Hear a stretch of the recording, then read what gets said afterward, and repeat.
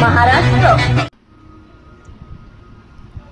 ग्रामपंचायत कर्मचारी संघटनेची आढावा बैठक आज केजमध्ये संपन्न झाली. या बैठकीला संघटनेचे महाराष्ट्राचे नेते आणि सर्व कर्मचाऱ्यांचे लाडके असलेले दादा म्हणजे नामदेवराव चव्हाण यांची विशेष उपस्थिती होती. ग्रामपंचायत कर्मचारी संघटनेचे केज तालुका अध्यक्ष महेश कांबळे यांनी आज केज पंचायत समितीच्या सभागृहामध्ये या आढावा बैठकीचे आयोजन केले होते. या बैठकीला आज केज तालुक्यातून मोठ्या संख्येने ग्रामपंचायत कर्मचारी यांची उपस्थिती होती. या कार्यक्रम प्रसंगी स्टेजवर तालुका सचिव चाटे, उपाध्यक्ष हमीद शेख, कोषाध्यक्ष लक्ष्मण चांदणे यांची विशेष उपस्थिती होती. तर मग या कार्यक्रम प्रसंगी बोलताना नामदेवराव चव्हाण तसेच महेश कांबळे, चाटे आणि हमीद शेख काय म्हणालेत पहा न्यूज 1 महाराष्ट्र वाहिनीवर.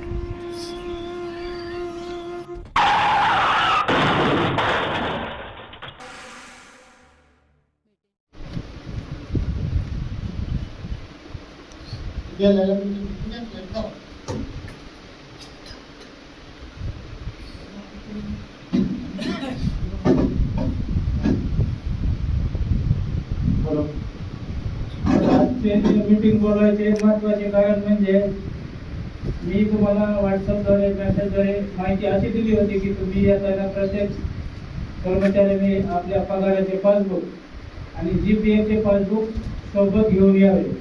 कोणी आणले कोणी नाही आणले माहीत नाही, पण आता आपली ऑनलाईन प्रणाली परत एकदा चालू झालेली आहे. त्यासाठी नव्याने आपल्याला सगळ्या फाईल अपलोड करण्यासाठी आपलं ऑनलाईन करणं अति गरजेचं आहे. ज्या लोकांचे ऑनलाईन होते त्यांच्या पगारी ऑनलाईन होत्या, ज्याचे ऑफलाईन मध्ये अडकून पडत त्याचं काय कधी होईल ती सांगता येत नाही. त्याच्यासाठी त्यांना आपल्याला ठराविक वेळ कमी दिलेला आहे आणि त्यासाठी आपल्याला दोन्ही पासबुकाची झेरॉक्स किंवा ओरिजिनल पासबुक अगदी महत्वाचे आहेत. त्यासाठी मी व्हॉट्सअपद्वारे तुम्हाला सांगितलं होतं घेऊन येण्यासाठी. ते काम आपापल्या ऑपरेटर करून करायचे आहे, पण ऑपरेटर लोक कोणी कामावर आहेत कोणी कामावर नाहीत. त्यासाठी इथं पंचायत समितीचा एक माणूस आपण बघून त्या कर्मचाऱ्यामार्फत आपापले ऑनलाईन करून घेण्याचं काम आपण लवकरच करून घेणार आहोत. त्यासाठी तुम्ही तुमचे पगाराचे पासबुक, GPF पासबुक आमच्याकडे आणून देणे बंधनकारक आहे आणि त्याच्यात जर दुर्लक्ष केलं तर आपला पगार येणारा 3 ते 4 महिने सुद्धा लपू शकतो. याला कोणी काय कारणीभूत ठरणार नाही. चांगली संधी शासनाने उपलब्ध करून दिलेली आहे. आपल्या संघटनेनं वारंवार पाठपुरावा करून त्याला कुठे यश आलेलं आहे, त्याचं पत्र सुद्धा आलेलं आहे. येईल त्या मार्च एप्रिलचा पगार ऑनलाईन होणार आहे, पण ती माहिती अजून आलीच नाही, अजून झालीच नाही. हे करीत 2-3 महिने कालावधी जाऊ शकतो. आता काही तालुक्याची माहिती ऑनलाईन बरीच झालेली आहे. आपल्या तालुक्यातून अजून 0 काम आहे. आपण मीटिंगला बोललेलं तुम्हाला काम घेऊन यावं नाही तर कोणी काय अजून ते मला वाटतं इतक्या 50 तरी कर्मचारी आहेत, एकाने सुद्धा ते पासबुक घेऊन आलेले नसतील आणि मेसेज ते सगळ्यांनी वाचले असतील घेऊन यावं. काही जणांना आणलेले आभार. त्यांचे पासबुक आपण इथे जमा करून घेऊ. त्यांचे ऑपरेटर जर होत असेल तर चांगलीच गोष्ट, जमेची गोष्ट आहे. जर होत नसेल तर आपण इथे एखादा माणूस लावून काहीतरी कुठला करून त्यांचं ऑनलाईन करण्याचे काम आपण येईल त्या सोमवारपासून कामाला लागून ते काम लवकरच करून घेऊ. आणि आता आपले वरिष्ठ काँग्रेस नामदेवराव चव्हाण हे आता एक 5 ते 7 मिनिटात इथे दाखल होणारच आहे. वरिष्ठ जे आपल्या संघटनेच्या वरचे ज्या काय हालचाली आहेत, जे कार्यकारिणीचे जे मीटिंग ठरले काय करायचे, पुढची दिशा काय असेल त्याचं असं सखोल असं मार्गदर्शन आपल्याला थोड्याच वेळात त्यांचं होणारच आहे. कुठलेच काही तिथं वरील त्याचे डिटेल दिसत नाही आणि जे नवीन कर्मचारी लागलेले आहेत ज्यांचा अजून एकदा पगार झालाच नाही किंवा त्यांचे 3 पगार झाले, 4 पगार झाले, अशा कर्मचाऱ्यांसाठी त्याचा जाहीरनामा काढायचा. पेपर आउट करून सगळा जाहीरनामा करूनच त्यांचं ते ऑनलाईन करायचं, तरच ते सिस्टम घेत आहे ना ते घेत नाही. आपल्याकडे 2-4 कर्मचारी नवीन आहे, त्यांचं फार नुकसान होऊ शकतं. त्यासाठी त्यांनी आमच्याशी संपर्क साधून कसा जाहीरनामा काढायचा, कुठं काढायचं, काय करायचं आमच्याशी संपर्क साधून त्यांनी त्यांचे कामं करून घ्यावेत. नवीनसाठी काय हाताने त्यांचं नुकसान करून घेऊ नका, कारण का जाहीरनाम्यासाठी त्यांचं होणार नाही. जे जुने कर्मचारी त्यांचं रेग्युलरपणे ऑनलाईन होऊन त्यांचं आता ती कंपनी बदललेली आहे, पहिली कंपनी की पूर्ण डाटा मागायला लागले ऑनलाईनचा. डाटा मागाय आपल्याकडे इथं माणूस उपलब्ध नाही. आपल्याला इथे कलर मार्फतच किंवा त्या साहेबाला हाताखाली धरून त्यांच्या मार्फतच सगळं ऑनलाईन करून ते झालंय का नाही याचा पाठपुरावा करत करत पंचायत राजपर्यंत जावं लागणार आहे. तर येईल त्या काळात आपला 3 महिन्याचा पगार होण्याची शक्यता आहे. नाहीतर कदाचित 4 ते 5 महिने पगार होणार नाही. त्या बाबीकडे दुर्लक्ष करू नका. आणि कदाचित जरी कर्मचारी जास्त असले तरी जे जे 50, 60, 70, 80 ज्यांचं काय ऑनलाईन झालेलं आहे त्याच लोकांच्या पगारी 100% होण्याची शाश्वती म्हणण्यापेक्षा 100% होणारच आहे. त्याच्यात आता त्याचं झालं नाही म्हणून आपला पगार रोखणार आहे का? असं होणार नाही. इथून मागं ज्यांचं ऑनलाईन झालंय, ज्याचं अप्रूव्हल मारलंय त्याच्याच पगारी पडत गेलेला, ज्याचा अप्रूव्हल झाला नाही त्याची पगार कदाचित पडलेली नाही. तसं आता ऑप्शन आलं, ज्याचं ऑनलाईन होईल त्याचाच पगार होईल, ज्याचं ऑनलाईन होणार नाही त्याचा पगार होणार नाही. पंतप्रधान शासनाचं धोरण आहे. त्यांनी त्याच्यावर एक GR काढलाय, त्याच्यावर एक पत्र काढलंय, त्याचं सगळं जोरात काम बी चालू आहे. तर आपल्या तालुक्याचं कसं मिटिंगला बोललेलं आहे, काय काय ते सांगितले घरीच राहिलं, तिकडंच गेलं तिकडंच गेलं असं म्हणून काय चालणार नाही. आता येईल त्या सोमवारपासून चांगल्या प्रक्रियेत ते लागून आपल्याला ऑनलाईन करून घ्यावं लागेल.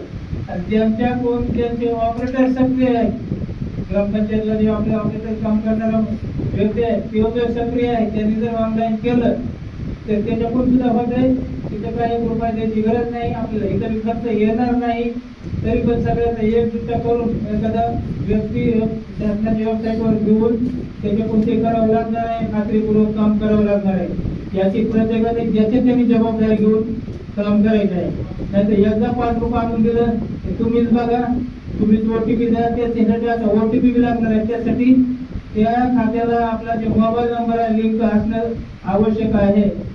आपला नंबर लिंक असणे आवश्यक आहे. ज्यांचे खाते बंद पडलेले आहे, ज्यांच्या KYC झालेले आहे, ज्यांचे चुकीचे खाते त्यांनी तात्काळ खाते बदलून ऑनलाईन प्रक्रियेमध्ये काम करून घेण्याची इतकी जबाबदारी आपल्यावर आलेली आहे. ही लवकरात लवकर पार पाडतात तरच आपला येईल त्या पुढच्या महिन्यात पगार होईल.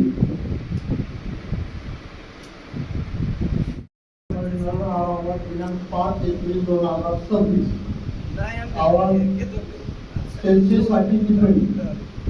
काँग्रेस आपल्या महासंघाच्या कार्यकारी सदस्याची सभा यापूर्वी अहिल्यानगर अहमदनगर येथे 16/11/2025 रोजी संपन्न झाली. सभेमध्ये आपण सातारा येथील बेमुदत धरणे आंदोलन 8 ते 14 सप्टेंबर 2025 आणि विराट मोर्चा 15 सप्टेंबर 2025 या बाबतचा आढावा घेत आहे. ग्राम विकास खाते आणि महाराष्ट्र शासन यांच्या नकारात्मक भूमिकेचा विचार करून एका ऑनलाईन बैठकीच्या निर्णयाप्रमाणे आपण आपल्या विदर्भ पद अधिकाऱ्यामार्फत दिनांक 18 सप्टेंबर 2025 रोजी निवेदन देऊन 8 ऑक्टोबर 2025 पासून माननीय मुख्यमंत्री यांच्या कार्यालयासमोर नागपूर CMO येथे फिरवून धरणे आंदोलन करण्याचे ठरवले होते. मात्र केवळ 1-2 वेळा त्यांचे नाटक झाले. प्रत्यक्ष कसला ठोस प्रतिसाद मिळाला नाही. या कालावधीत स्थानिक स्वराज्य संस्था निवडणुका लागल्या, परिणामी नागपूर आंदोलन स्थगित करावे लागले. लक्ष देऊन ऐका. खरं म्हणजे आपल्या सातारा आंदोलनाचा परिणाम म्हणून शासनाने केवळ कर वसुलीची अट बाबत शिथिलता देणारा निर्णय 4 नोव्हेंबर 2025 रोजी निर्गमित केला. आपली मागणी उत्पन्न आणि वसुलीची अट रद्द करण्याची होती. वसुली आणि उत्पन्न याचा एक जीविक संबंध असून सरकारने उत्पन्न वाढवावे आणि वसुलीमध्ये शिथिलता चाललेल्या असा तर्कहीन निर्णय केल्यामुळे ग्रामपंचायत कर्मचाऱ्यांना वेतनासाठी कसलाच लाभ होत नाही. हा आंदोलनाचा मुद्दा आहे. नंबर 3, सध्या आपल्या कर्मचाऱ्याचे वेतन पंचायत समिती मार्फत होत असल्यामुळे, ते मुद्दा आताच आहे लक्षात घ्या, असल्यामुळे प्रत्यक्ष वेतन कर्मचाऱ्याच्या हातात पडण्यासाठी खूप वेळा खूप वेळ जातो, म्हणून महासंघाच्या निर्णयाप्रमाणे 21 नोव्हेंबर 2025 रोजी बंद करा. राज्य प्रकल्प संचालक पंचायत राज पुणे यांच्या बँकेमार्फत थेट वेतन मिळण्यासाठी निवेदन देऊ चर्चा केली. या संबंधात त्यांच्या कार्यालयाला अगोदरच प्रधान सचिव ग्राम विकास यांना सकारात्मक पत्र कळविले आहे. प्रकरण सचिवाच्या भरती प्रसंगी गट ड आणि लोकसंख्येचे आकृतिबंध याबाबत सुद्धा मंत्रालयातील सचिव सकारात्मक आहेत, पण राज्यकर्ते नाहीत आपल्यासाठी, असं म्हणावं लागेल. किमान वेतनाच्या मागणीसाठी पाठपुरावा करण्यासाठी कामगार भवन बंद्रा येथील आयुक्त कार्यालय भेट घेतली असता वाढीव मुंबई बांद्रा येथील आयुक्त कार्यालयात भेट घेतली असता वाढीव वेतनाचा प्रस्ताव तयार आहे. मात्र केंद्र सरकारच्या 4 नवीन कोडामुळे जे प्रश्न निर्माण आहेत, म्हणजे ऐकून घ्या, 1 ते 27 कायदे कर्मचाऱ्याच्या बाबतीत आहे, त्यातले सगळे खोडून काढे केंद्र सरकारने 4 ठेवले. कोडमुळे प्रश्न निर्माण आहेत, त्याबाबत मार्गदर्शन मागविल्याचे सांगण्यात आले. किमान वेतन समिती सल्लागार समितीचे राज्यमंत्रीपदाचा दर्जा असणारे माननीय गणेश लक्ष्मण ताटे यांची भेट घेऊन निवेदन दिले. त्यांनी सकारात्मक प्रतिसाद दिला. पुन्हा एकदा भेटावे अशी अपेक्षा व्यक्त केली. आगामी कार्यक्रम काय असावा? काँग्रेस आपण सर्वजण केंद्र राज्य सरकारची कार्यपद्धती, त्यांची कामगार विरोधी धोरण, व्यक्ती संघटना स्वातंत्र्याची गळचेपी दररोज अनुभव आहोत. देशभरातील कामगार कष्टकरी जनसमूहाची अवस्था अशी आहे, त्याला महाराष्ट्र अपवाद नाही. धंदेवाई दलालाचे सत्तेसाठी असणारे संगनमत, यातून निर्माण झालेली तथाकथित संघटनेची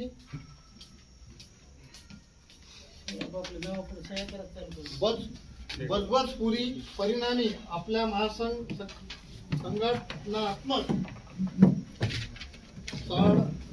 साचावर झालेली आहे. म्हणून आपण सर्वांची जबाबदारी अधिक वाढली आहे. ही बाब समजून घ्यावी. म्हणून आपल्या महासंघ आर्थिक मागण्यासाठी संघर्ष आणि संघटना बांधणीचे महत्त्व या 2 पातळीवरचे काम प्राधान्य करावे लागेल. त्या सगळ्या मागणीसाठी आपल्याला आपली संघटना, मग शेतकरी असेल, कष्टकरी असेल, मजूर असेल, गवंडी असेल, निमसरकारी असतील, सरकारी कर्मचारी असतील, आज भाजपचं सरकार जे आहे ती सगळं कर्मचाऱ्याच्या, कष्टकऱ्याच्या, शेतकऱ्याच्या विरोधातलं आहे. त्याच्यामुळं आपली संघटना बांधणं ही महत्त्वाची काळाची गरज आहे. हे संभाजीनगरमध्ये 5 तारखेच्या मीटिंगमध्ये ठरलेलं आहे. अंमलबजावणी आपल्या प्रलंबित अधिक मागण्या आहेत, पण अभय आवलकर समितीच्या शिफारशीची अंमलबजावणी, उत्पन्नाची अट रद्द करणे, लोकसंख्येचा अग्रजीवन रद्द करणे, फेब्रुवारी 2023 पासूनचे वाढीव किमान वेतन त्वरित लागू करा यासह अन्य मागण्यासाठी तारीख निश्चित करून सीएमच्या नागपूर येथे मेघबुंद धरणे आंदोलन, आरक्षण प्रमाणे नोकर भरती करणे, आरक्षणाप्रमाणे भरती हे आपल्या आंदोलनाची फलश्रुती आहे. मात्र संपूर्ण महाराष्ट्र सन 2019 नंतर भरती नसल्यामुळे कर्मचाऱ्यात प्रचंड नाराजी, संतापाची भावना आहे. त्यासाठी महासंघ नेतृत्वाखाली केवळ आरक्षणाप्रमाणे त्वरित भरती करा या मागणीसाठी ज्येष्ठ यादीत पात्र असलेल्या कर्मचाऱ्याचे राज्यव्यापी आंदोलन स्वतंत्रपणे करण्यात यावे. त्यामध्ये गट ड या भरतीचा आग्रह असावा. अनुक्रमाने मोहीम करून भरती प्रक्रिया राबवावी अशी मागणी करावी. आंदोलन कसे करावे, कोठे करावे याबाबतच्या तारखा निश्चित करून जबाबदाऱ्या हे निश्चित कराव्यात. संघटना बांधणीबाबत राज्य शिबिर. रायगड जिल्हा राज्य शिबिर आयोजनाची जबाबदारी घेतली आहे रायगडवाले. तारखा आणि ठिकाण लवकर कळविले जाईल. मे 2026 मध्ये प्रत्येक जिल्ह्याच्या आपल्या जिल्ह्याच्या तालुका जिल्हा बैठका घ्यावा. ही आपली बैठक आहे तालुक्याची. जून 2026 मध्ये किमान 50 कर्मचारी उपस्थित असणारी जिल्हा शिबिर घ्यावे. जुलै ऑगस्ट 2026 मध्ये जिल्हा अधिवेशन मेळावे आयोजित करावे. सप्टेंबरच्या पहिल्या दुसऱ्या आठवड्यात कार्यकारिणीचा आढावा बैठक घेण्यात यावी. आयटक महासंघ निश्चित केलेल्या वार्षिक निधी 13,000 त्वरित जमा करावे. आयटकची महाराष्ट्राची शेवटची बैठक 10 एप्रिल आणि केंद्रीय बैठक 1-2 जून रोज केरळमध्ये होत आहे. केरळमध्ये त्यांना काय आपले सचिव जातील. सलग फीससाठी आयटककडून तगादा चालू आहे. ऑक्टोबरच्या शेवटच्या किंवा नोव्हेंबरच्या 2026च्या पहिल्या आठवड्यात बीड येथे राज्य अधिवेशन घ्यावे. राज्य अधिवेशनाचा निधी ठरविलेला आहे, त्याची पूर्तता 15 सप्टेंबर पर्यंत करावी. माझ्यासहित आपण सर्वांचे संघटन बांधणीबाबत, सक्षमीकरणाबाबत, संघटनेच्या शिक्षणाबाबत आपण दुर्लक्ष होत आहे. म्हणजे संघटनेचा आपल्या म्हणजे सगळ्या महाराष्ट्रातच म्हणजे दुर्लक्ष होत आहे असं दिसून येत आहे. आपण सर्वांनी पूर्ण करावायचे आहे. यातील उणीव दुरुस्त कराव्यात आणि आवश्यक त्या मुद्द्याची भर घालून सुधारणा करावी. आपणा समोर संघर्षाशिवाय अन्याय पर्याय नाही आणि संघर्षासाठी मजबूत संघटनेशिवाय पर्याय नाही. या पूर्वी भूमीवर आपण चर्चेमध्ये सकारात्मक भागीदारी करावी ही विनंती. आपला सहकारी कॉम्रेड नामदेव चव्हाण सरचिटणीस महाराष्ट्र. ह्याच्यातली आपली एक मागणी मंजूर झाली.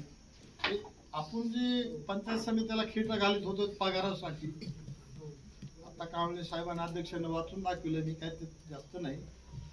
पण आता ऑनलाईन करायचं म्हणल्यावर कसं आहे की प्रत्येकानं आपापला ऑपरेटर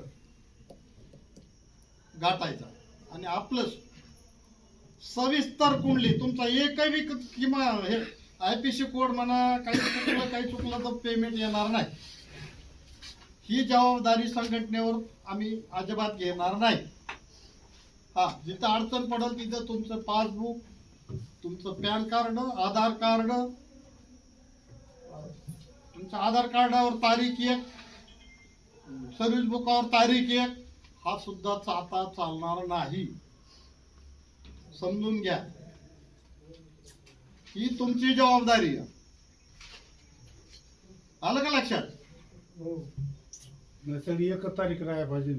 तुम्ही एक आधारावर वेगळे, हा ते सांगायला बरोबर. वेगळे, पॅन कार्डवर वेगळे, असं नाही तुम्हाला लागायचं. पॅन कार्ड, आधार कार्ड आणि तुमचं दर्शनेले आहे त्यांना फुलहाराचा खर्च किंवा काही त्यांना आपल्या गोष्टी आवडतच नाहीत. तरी पण आपलाच एक भाऊ जे की कळंबांब्याचे आपले कर्मचारी आहेत, आपले बंधू शेख नजीर खाजा भ्या, त्यांनी स्वखर्चातून त्यांचा सत्कार करण्यासाठी शाल, पुष्पगुच्छ आणून त्यांचा सत्कार करण्यासाठी आणलेला आहे. तर आपण दादांचा, नामदेव चव्हाणांचा इथं सर्वानुमते सत्कार करून घेऊ. त्यानंतर कार्यक्रमाचा शेख साहेब या.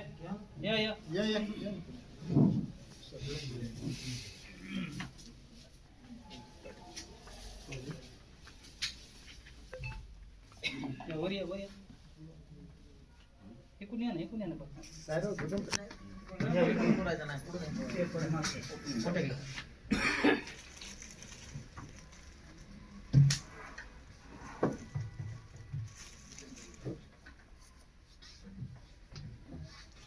फोटो काढ.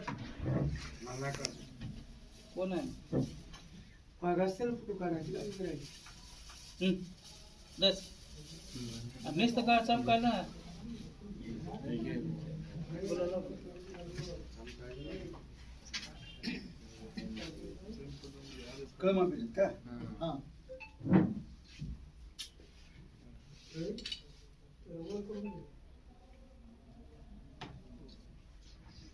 पहिले हार झाले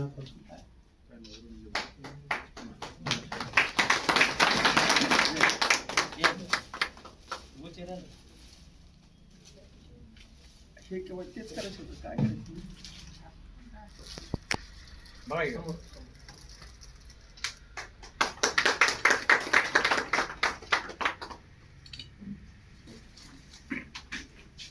याच्यानंतर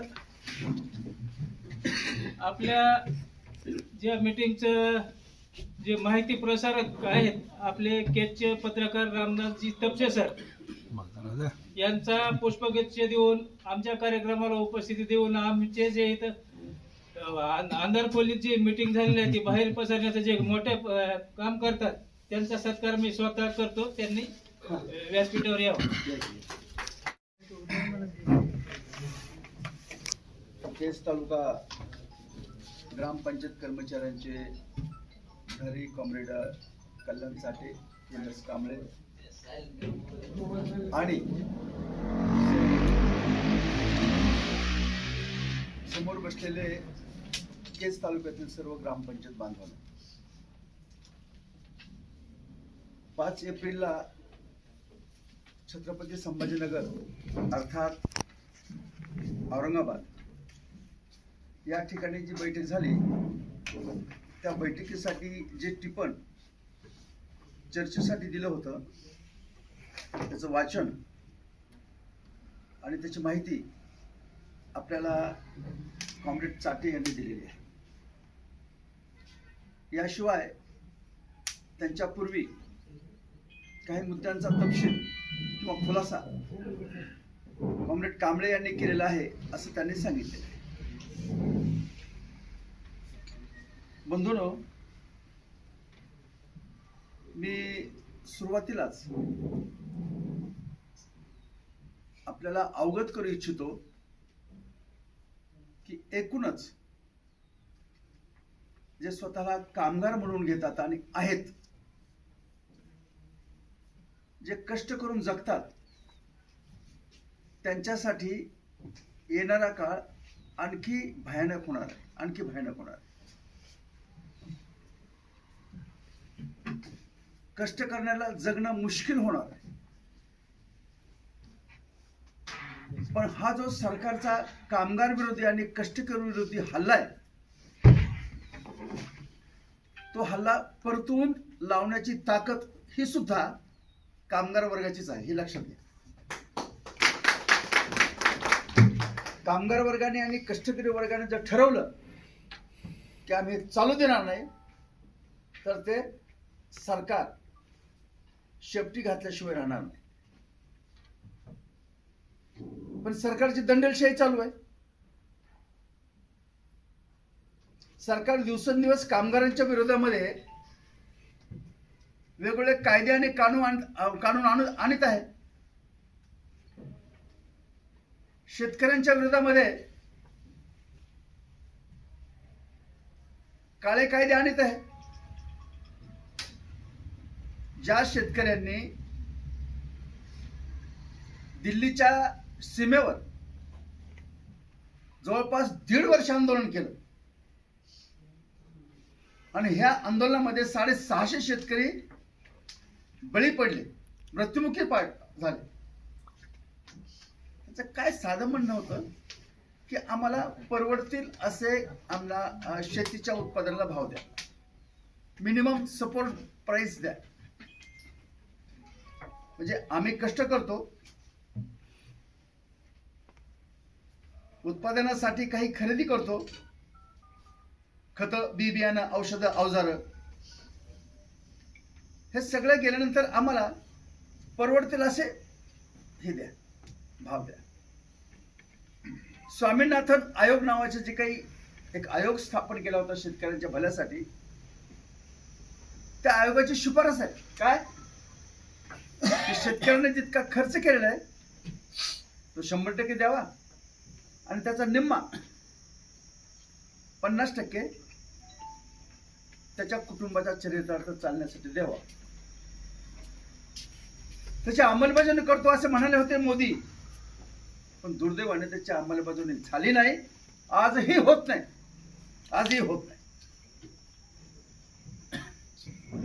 कामगारांनी वेगवेगळे कायदे संघर्ष करून मिळवलेले आहे. 1920 साली जी संघटना कायम झाली आयटक, या आयटक संघटनेनं वेगवेगळ्या क्षेत्रातील कामगारांना एकत्र करून संघटना बांधण्याचा अधिकार मिळवला, किमान वेतनाचा अधिकार मिळवला, भविष्य निर्वाह निधीचा अधिकार मिळवला. कामाच्या ठिकाणी काही गैरप्रकार झाले, अपघात झाला तर त्या अपघाताच्या नुकसान भरपाईचा अधिकार मिळवला. सामाजिक सुरक्षा कायमची मिळावी याचा अधिकार मिळवला. जसं यांनी उल्लेख केला असे 27 कायदे करून घेतले. कुणी? तुम्ही आणि आम्ही संघर्ष करून सरकारच्या विरोधामध्ये लढून टेबलवर बसून 27 कायदे आपण करून घेतले. परंतु सरकारनं काय केलं? ते सगळे 27 कायदे गुंडाळून ठेवले आणि फक्त 4 कायदे कामगारांसाठी लागू करण्यात आले. म्हणजे काय झालं? जे आपण लढवून मिळवलं तर त्यांनी कुऱ्हाडीचा घाव घालून कामगार वर्गाच्या अधिकारावर गदा आणली. म्हणून ते आपलं जगणं, आपलं कष्ट करणं, आपलं जे काही समजा दररोजच्या जीवनामधला जो काही संघर्ष आहे, हा संघर्ष आपल्याला भावी काळामध्ये आणखी तीव्र, आणखी मोठ्या प्रमाणामध्ये करण्याची गरज निर्माण झालेली आहे. अशी परिस्थिती. परवाच्या बैठकीमध्ये आपल्या महासंघाचे अध्यक्ष सांगत होते. काय सांगत होते? किती प्राध्यापक आहेत, आता रिटायर झालेले, त्यांना 2.25 लाख रुपये पेमेंट ज्यावेळेस रिटायरमेंट होतं त्यावेळेस झालं होतं. आणि तर लाख रुपये, लाखाच्या आसपास लोक कमी जास्त 5-10 हजार रुपये सध्या पेन्शन मिळते. ते वरिष्ठ महाविद्यालयाच्या मराठी विषयाचे प्राध्यापक. आता काय अवस्था प्राध्यापकाची? तुमच्यापैकी कुणी नातेवाईक असेल किंवा आणखी माहिती घ्या. प्राध्यापकाला, सिनियर कॉलेजच्या प्राध्यापकाला आता थेट नेमणुकाच मिळत नाहीत. त्याचं सेट नीट सुद्धा झालेलं आहे, त्यांचं B+ सुद्धा झालेलं आहे. या सिनियर कॉलेजमध्ये हे प्राध्यापक 10-12 हजार रुपयावर काम करतायत. तर आमचे ते प्राध्यापक म्हणाले, ठुमरे सर, मला जितकी पेन्शन मिळते त्या पेन्शनमध्ये 10,000 लोक काम करतात. पेन्शनमध्ये 10,000 लोक काम करतात. अशी अवस्था आहे. आणि ज्याचा उल्लेख चाटेने केलेला आहे. ह्या 4 कानून आणल्यामुळं ग्रामपंचायत कर्मचाऱ्यांच्या साठी 1967च्या किमान वेतन अधिनियमाप्रमाणे जे वेतन लागू करण्यात आलं होतं ते वेतन तुम्हाला लागू करायचं किंवा नाही करायचं अशा प्रकारची विचारणा केंद्रीय श्रम मंत्रालयाकडून राज्याच्या कामगार मंत्रालयाला, राज्याच्या कामगार आयुक्ताला आलेले, राज्याच्या सचिवाला आलेले, श्रम सचिवाला. म्हणजे तुम्हाला खरं म्हणजे आम्ही 5-6 वेळेस गेलो बांद्राच्या कामगार आयुक्त कार्यालयामध्ये. त्यांनी सांगितलं की आम्ही आमच्या वतीनं जे काही किमान वेतन ग्रामपंचायत कर्मचाऱ्याला द्यायला पाहिजे त्याची शिफारस केलेली आहे परिमंडळ निहाय 11,625 होतं ना आपल्याला. आता 18,625 रुपये आम्ही शिफारस केलेली आहे. त्याने परिमंडळ 1, 2, 3 असं सांगितलेलं आहे. ही कधीची गोष्ट आहे? हे फेब्रुवारीची गोष्ट आहे. 8 फेब्रुवारीची गोष्ट. त्यावेळेस त्याने आम्हाला सांगितलं. त्यानंतर आम्ही 17 मार्चला हे निवेदन दिलं. त्यांनी पुन्हा तेच सांगितलं. आम्ही म्हटलं फेब्रुवारी 2023 मध्ये आम्हाला जे काही वेतन लागू होतं त्याची मुदत संपलेली आहे. आता वाढीव वेतनाप्रमाणे पगार भेटला पाहिजे. त्यांनी तेच सांगितलं की आम्ही आमच्या वतीनं प्रस्ताव तयार आहे, पण केंद्राचं म्हणणं असं आहे की ह्यांना ते द्यावं का न द्यावं, कारण तुम्ही कामगार आहेत की नाही, तुम्ही तर कर्मचारी लावता, त्या संभ्रमामध्ये आहे. आम्ही खुलासा पाठवलेला आहे. तुमच्या लक्षात येते का?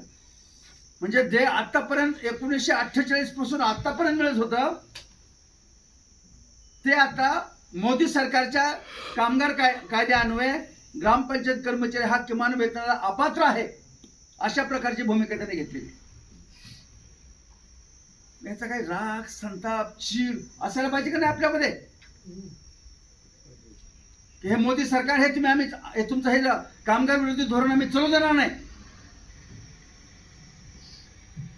2-2, 3-3 वर्ष होऊन जातात. किमान वेतनाच्या नवीन दराची मुदत संपून जाते, तरी तुम्ही त्यांची पुनर्रचना करत नाहीत, कमिटी बसवत नाहीत. काय चालू असत? महाराष्ट्राच्या पातळीवर मी सांगतो, ते फरंदे आहेत कामगार मंत्री, त्यांची हिंमत नाही मोदीला प्रश्न विचारायची. मुख्यमंत्री फडणवीस आहेत, त्यांची हिंमत नाही मोदीला प्रश्न विचारायची. आणि जयकुमार गोरे नावाचे आपल्या ग्रामविकास खात्याचे मंत्री आहेत, त्याच्या तर अक्कलच गुडघ्यात आहे, काहीच कळत नाही. अशी बिंडोक माणसं आपल्या माथी मारली गेलेली. आणि म्हणून आपला संघर्ष ह्या अशा प्रकारच्या कामगार विरोधी बिंडोक लोकांच्या विरोधात आहे, हे आपण नीट समजून घ्या. मी काँग्रेसवाल्याची तरफदारी करत नाही, पण काँग्रेसचा सुद्धा आपण अनुभव घेतलेला. तुलनेने ते बरे होते असं म्हणायची पाळी येते. तुलनेने फार चांगले होते असं मला शिफारस पत्र द्यायचं नाही त्यांना, पण तुलना केली तर ते बरे होते असं म्हणायची पाळी. म्हणून मित्रहो, याच काळामध्ये आम्ही 17 मार्चला गणेश लक्ष्मण ताठे, जे आपल्या किमान वेतनाच्या कमिटीचे सल्लागार आहेत, त्यांची भेट घेतली. खरं म्हणजे आम्ही आयुक्ताच्या कार्यालयामध्ये ज्यावेळेस गेलो त्यावेळेस ते आयुक्ताच्या कार्यालयात बसलेलेच होते. आम्हाला बोलवलं, त्यांना बोलवलं. त्यांनी त्यांच्याबरोबर चर्चा केली आणि ते निघून गेले. मग आम्ही आयुक्ताला भेटलो. म्हणलं ते आम्हाला तुम्ही 8 फेब्रुवारीला सांगितलं किमान वेतनाचे दर वाढलेले आहेत, आत्ताही सांगता, पण त्याची अंमलबजावणी कधी होणार? आम्हाला त्या सल्लागार समितीचे जे चेअरमन आहे गणेश लक्ष्मण ताठे, ज्यांना राज्यमंत्रीपदाचा दर्जा आहे, त्यांना भेटायचं म्हणा. म्हणले तुमच्या समोरूनच गेले निघून. म्हणजे आम्ही आणि ते एकत्रच बसलो होतो, आमच्या समोर ते निघून गेले, आमची ओळख नाही. मग त्यांनी आम्हाला फोन दिला, सल्लागारचा फोन दिला आणि त्यांना म्हटलं की आम्हाला तुम्हाला भेटायचं. तर त्या बांद्र्याला दुसऱ्या एका बांधकाम भवन मध्ये काम करत होते. ते म्हणले मी ठीक आहे भेटतो म्हणले, माझं काम झालं की तुम्हाला फोन करतो. मग त्याने आम्हाला बोलवून घेतलं. बोलवून घेऊन त्यांनी राज्यमंत्री पदाचा दर्जा आहे,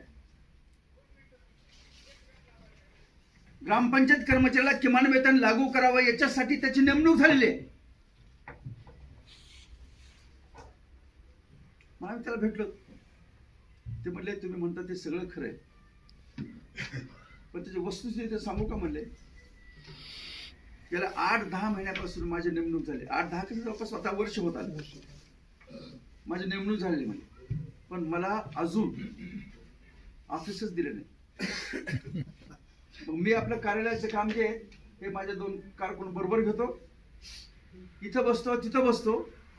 आता काय करावं, मी बी भाजपच आहे, पण तुम्ही कुठे बोलू नका म्हणले नेते मंडळी किंवा बाकीचे लोक आम्हाला काय प्रतिसाद देत. पण तुमचं जे काय म्हणणं आहे ते 100% बरोबर आहे. कारण 8 फेब्रुवारीला ज्यावेळेस आम्ही भेटलो त्यावेळेस आम्ही त्यांना पत्र दिलं. ज्यावेळेस ते म्हणाले की आम्हाला किमान वेतन तुम्हाला द्यावं की न द्यावं या संभ्रमात केंद्रीय श्रम मंत्रालय आहे, त्यावेळेस आम्ही त्याला पत्र दिलं की हे एकत्रित वेतनावरचे कर्मचारी आहेत, यांना वेतन श्रेणी नाही, त्यांना पेन्शन मिळत नाही, ग्रामपंचायतचा हिस्सा अधिक शासनाचा हिस्सा असं त्यांना एकत्रित वेतन दिलं जातं. त्याच्यामुळं हे कायमचे कर्मचारी नसल्यामुळं शर्तीतले राज्य सरकारी कर्मचारी नसल्यामुळं यांना किमान वेतन लागू होतं. आणि हे किमान वेतन आत्ताच बंद करण्याचं काहीच कारण नाही. ते किमान वेतन कायदा जो 1948 आहे त्यावेळेस पासून ग्रामपंचायत कर्मचारी किमान वेतन त्यांना लागू आहे. आता मध्यंतरीच्या काळात दिलं नाही हा भाग वेगळा, पण त्या किमान वेतनाचे जे काही समजा शेड्यूल आहे त्या शेड्यूल मध्ये आपलं नाव येतं. जसं राहणीमान भत्त्याचं 6 महिन्याला बदलतं आणि त्याच्यामध्ये आपलं नाव आहे, तसं ग्रामपंचायत कर्मचाऱ्याच्या किमान वेतनाच्या बाबतीत सुद्धा शेड्यूल मध्ये आपलं नाव आहे. ते म्हणले तुमचं ते पत्र त्याचा आधार घेऊन आम्ही केंद्राला कळवलंय आणि केंद्र सुद्धा या बाबतीत सकारात्मक विचार करेल आणि किमान वेतन तुम्हाला लागू होईल अशा प्रकारची आम्ही शिफारस करतो. बंधूंनो, तुम्हाला मी नम्रपणे सांगतो, तुम्हाला किमान वेतन मिळू नये असं राज्याच्या नेतृत्वाला वाटत नाही का? 10% प्रमाणे जे पात्र लोक आहेत ज्येष्ठता यादीमध्ये ते सेवेत गेले पाहिजेत असं नेतृत्वाला वाटत नाही का? हे असतील, मी असेल किंवा राज्याचे कुठे असतील, कांबळे असतील किंवा आणखी नेतृत्व जे कुठे असतील त्यांना वाटत नाही का? राहणीमान भत्ता हा सरकारने दिला पाहिजे, 100% राहणीमान भत्ता दिला पाहिजे असं आपल्याला वाटत नाही का? वसुलीच्या आणि उत्पन्नाच्या अर्थ रद्द करा म्हणून आपण त्या कोल्हापूरच्या हसन मुश्रीफाच्या घरासमोर बिंदू चौकामध्ये 8-10 दिवस आंदोलन केलं. वसुलीची अट रद्द झाली पण उत्पन्न ठेवलंच नाही. या साताऱ्यामध्ये आपण 8 दिवस आंदोलन केलं आणि 15 तारखेला फार मोठा विराट मोर्चा काढला. यावलकर समितीच्या शिफारशी लागू झाल्या तर या ग्रामपंचायत कर्मचाऱ्याला आपल्याच गावामध्ये सरकारी नोकरासारखं सेवा करता येईल आणि त्याला वेतन श्रेणी मिळेल, पेन्शन मिळेल, याच्यासाठी आपण आग्रह धरला. तुम्हाला नम्रपणे सांगतो, संघटना म्हणून संघटनेचे आम्ही जे प्रतिनिधी आहोत ना, नेते वगैरे म्हणत नाही आम्ही जे तुमचे प्रतिनिधी आहोत, कारण 100 लोक पुढे बसले आणि 100 लोकांच्या वतीनं कोणीतरी एक जण बोलायला पाहिजे ना. 100चे एकत्रितपणे बोलू शकत नाही. तुमच्यापैकी आम्ही एक आहोत, तुमच्यामधून आलेले, तर नेतृत्वाला वाटत नाही. पण अलीकडच्या काळामध्ये काय झालं, 10%च्या आरक्षणाप्रमाणे ग्रामपंचायत कर्मचाऱ्याला संधी मिळाली पाहिजे, त्याला नेमणुका मिळायला पाहिजेत म्हणून संघटनेला विचारात न घेता, संघटनेच्या प्रतिनिधीशी चर्चा न करता कुणी 25,000 करते, कुणी लाख रुपये करते आणि जमा करते का नाही करते माहित नाही, पण असा व्यवहार चालू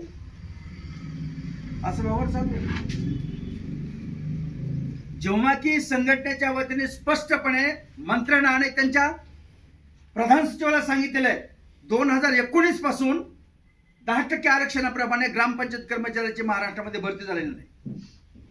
ते कधी करणार भरती करणार की नाही? शासन निर्णय आहे, तिची अंमलबजावणीच नाही. मग म्हटलं शासन निर्णयाचे काय असं सुरळीकरण हे करायचं का? या शब्दात म्हटलं काय करायचं याचं? डपून काय फोटो काढायचे का फक्त? सरकार या चालीचं आहे. म्हणून आम्ही 17 मार्चला ज्यावेळेस भेटलो त्यावेळेस आम्ही पूर्ण दिवस, खरं म्हणजे आम्हाला त्या दिवशी जेवणच भेटलं नाही. मुंबईमध्ये फटाफटावर ऑफिस असून आम्हाला त्या दिवशी जेवण भेटलं नाही. म्हणजे त्या मंत्रालयापासून ते बांद्रा 25-30 किलोमीटर आहे. तिथं भेटायचं, तिथंही जेवण भेटलं नाही. आणि मग तिथून मग इकडे येऊन या लोकांना भेटायचं, हे यांची चुकामुक होईल म्हणून आम्ही लगेच पुन्हा येऊन ह्यांना भेटलो. मंत्रालयामध्ये सचिवालयाच्या कार्यालयात ज्यांच्या मार्फत ERP प्रणालीप्रमाणे थेट वेतन केले पाहिजे त्यांना भेटलो. 10% आरक्षणाच्या बाबतीत ज्यांच्या टेबलवर कारवाई चालू आहे त्यांना भेटलो. अभय यावलकर समिती आणि बाकीचे जे काही GADचे प्रश्न आहेत, सामान्य प्रशासन विभागाचे प्रश्न आहेत, त्यांना भेटलो. पूर्ण दिवस केला. थेट प्रकारच्या बाबतीत अरसूळ नावाचे एक मॅडम होत्या, त्यांना भेटलो. त्यांनी सांगितलं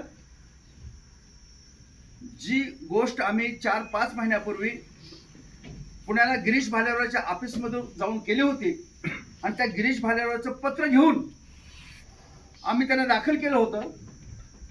पण तिथं भरोसे नावाच्या एक मॅडम होत्या, सचिवाच्या खाजगी सचिव होत्या, मुख्य सचिवाच्या, त्यांनी त्याच्याकडे लक्ष दिलं. म्हणलं मॅडम, या कर्मचाऱ्याला थेट पगार मिळत नसल्यामुळे तुम्ही पाठवलेला पगार जिल्हा परिषद येतो, जिल्हा परिषद पुन्हा पंचायत समितीला पाठवते. या सगळ्या प्रक्रियेमध्ये इतका वेळ जातो की 2-2 महिने पगार होत नाही. आज पाठवलेला पगार 2-2 महिने होत नाही.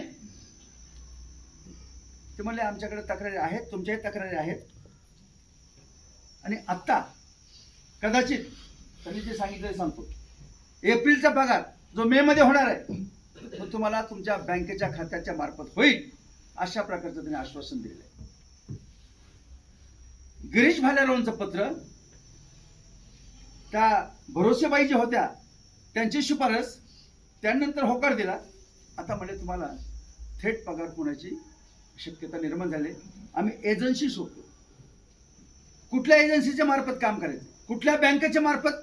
कारण पूर्वीचा जो युनियन बँकेचा अनुभव होता तो काय त्यांचा चांगला नव्हता. म्हणून आम्ही चांगली सक्षम बँक हे करतो आणि राष्ट्रीयकृत बँकांना आम्ही काम देतो. पण भानगड अशी झाली, तुम्हाला आणि आम्हाला माहिती आहे, ह्या बँकेच्या मार्फत संडासची कामं, रस्त्याची कामं, रोजगार हमीची कामं, अमुक कामं, तमुक कामं, असे ढीगभर बिना कामाची कामं जी आहेत ना बँकेला दिल्यामुळे काय बँकवाले सुद्धा काय त्रस्त आहे. बँकवाल्याचं दुखणं वेगळंच आहे. तुम्ही ॲडिशनल स्टाफ द्या ना. आज सुद्धा बँकांच्या जागा खूप रिकाम्या आहेत, भरल्या जात नाहीत. बँकांच्या जागा सुद्धा आउटसोर्सिंगने भरल्या जातात. सरकार अतिशय नालायक आहे, नालायक सरकार आहे. त्या बँकेच्या कर्मचारी सुद्धा कामाचा आपल्याला राग येत असेल, आहे असं काय बोलतो राव, हे चिडचिडच करते राव, हे माणूस चिडचिड कधी करतो. काम असतं खूप. त्या बँकेच्या अधिकाऱ्याला कधी वर डोकं करता येत नाही, अशा प्रकारचे काम. सांगायचा मुद्दा कसा आहे की त्या काय म्हणाल्या की आम्ही एक चांगली सक्षम बँक होतो आणि त्यांना मदत करण्यासाठी काही यंत्रणा आम्हाला उभं करता येते का ती करतो, ती बँकेला आम्ही त्यांना प्रोव्हाइड करतो. मात्र तुमचा एप्रिलचा पगार मे मध्ये जे होणार आहे तो कदाचित म्हटलं बरं का, तुमच्या कर्मचाऱ्याच्या खात्यात थेटपणे पडला जाईल, जो पूर्वी होत होता. हे ह्याच्यावर तुम्ही विश्वास ठेवा. आता मी काय म्हणतो, मे मध्ये होईल असं विश्वास ठेवू. आम्ही जाणारच आता मे मध्ये, नाही झालं तर. पण मेच्या ऐवजी समजा नाही झाला तर जूनमध्ये निश्चितपणे झाल्याशिवाय राहणार. ही मागणी आपली मंजूर झालेली आहे असं समजण्यासाठी समजायला काही हरकत. आम्ही त्या पोद्दार नावाच्या उपसचिवाकडे गेलो. त्यांनी स्पष्ट सांगितलं, आम्ही 17 जण होतो, ते म्हणजे फक्त 1 जणच यायचं, बाकी त्याच्या बाहेर बसत. का बरं?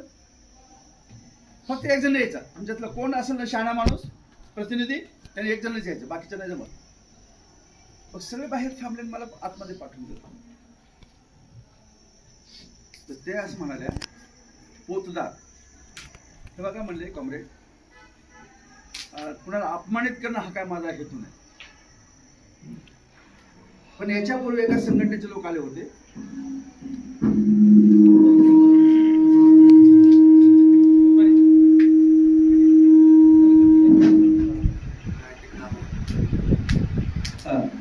याच्यापूर्वी एक संघटनेचे लोक आले होते. मी त्यांना बसून घेतलं. मी त्यांना बसून घेतलं. 7-8 जण होते. आणि मला जे वाटतं, मी सुद्धा एक माणूस आहे म्हणजे, मला जे वाटतं की ग्रामपंचायत कर्मचाऱ्यांचे काही प्रश्न निश्चितपणे प्रलंबित आहेत आणि त्यांना न्याय दिला पाहिजे. आफ्टर ऑल आम्ही कोण आहोत? कर्मचारी आहोत. आम्हाला जे वाटतं, आम्ही जरी अपर सचिव असलो, अवर सचिव असलो, तर आम्ही कामगार नव्हतो. शेवटी सही सचिवाची व्हायला पाहिजे, मंत्र्यांची व्हायला पाहिजे. म्हणून आम्ही असं म्हटलं की यावरकर समिती तुम्हाला लागू झाली पाहिजे. गट ड ची भरती थांबलेली आहे, ती झाली पाहिजे. म्हणजे 10% आरक्षणाप्रमाणे जर भरती झाली तरी फक्त वर्ग 3चेच होते, ग्रामसेवकाची, कारकुनाची. शिपाईची होत नाही ना, त्याची सुद्धा झाली पाहिजे. असं तुम्ही काम करा. असं मी बोलत होते, तर पाठीमागच्या माणसाने कॅमेरा चोरून वापरला, माझं रेकॉर्डिंग केलं, रेकॉर्डिंग व्हायरल झालं आणि माझ्या वरिष्ठाकडे गेलं म्हणले. आणि त्या वरिष्ठाने मला सांगितलं, तुम्ही काय मंत्री आहेत का कारकून आहेत, तुम्ही सचिव आहेत का सत्ताधार आहेत. मला त्यांनी शोकच बोलतो. म्हणून बाकीच्या लोकांना बाहेर थांबवलं आणि तुम्हाला एकट्याला बोलवलं. तुमच्याशी मोकळा बोलत असताना तुम्ही माझे रेकॉर्डिंग करून व्हायरल करता, म्हणजे हे बरोबर नाही. म्हणून त्यांना मी बाहेर ठेवलं. म्हणजे तुम्ही काय राग म्हणता. त्या बाईंच्या बरोबर मी जवळपास तब्बल 20 मिनिटे चर्चा केली. त्यांनी सांगितलं, अभय यावलकर समितीच्या शिफारशी फक्त 2 जिल्ह्याची माहिती राहिली म्हणून थांबलेले आहेत. म्हणजे आमच्याकडून सरकारकडे जायचं. ती माहिती आल्याबरोबर आम्ही त्या सरकारला रिपोर्ट सादर करणार आहोत. सकारात्मक रिपोर्ट सादर करणार आहेत. आणि त्यांनी फायद्यावर हात ठेवून सांगितलं, हे तुमचेच फायदे, मोठी फायदे. अभय यावलकर समिती सहित आम्ही आभार म्हटलं. आभार. गट ड च्या बाबतीत तुम्ही जी आस्था दाखवली ते सुद्धा बरोबर आहे, त्याच्या बाबतीत तुमचा आभार. मॅडम, आम्ही साताऱ्याला आंदोलन केल्यानंतर वसुलीची अट रद्द केली. वसुलीची अट रद्द केली, पण उत्पन्नाची अट नाही ना रद्द केली. वसुली आणि उत्पन्न एकच आहे ना. वसुली वाढली तर उत्पन्न वाढेल, वसुली कमी झाली तर उत्पन्न कमी होईल. मग तुम्ही वसुलीची अट रद्द केली आणि उत्पन्नाचं मात्र तितकं झालं पाहिजे असं सांगितलं, तर कर्मचाऱ्याला पूर्ण पगार, सरकारच्या नियमाप्रमाणे पूर्ण पगार मिळणार कसा? आणि म्हणून केवळ वसुलीची अट रद्द करून चालणार नाही, उत्पन्नाची अट सुद्धा रद्द झाली. ती त्यांनी मान्य केलं आणि तशी शिफारस करायची त्यांनी ठरवलं. यावलकर समिती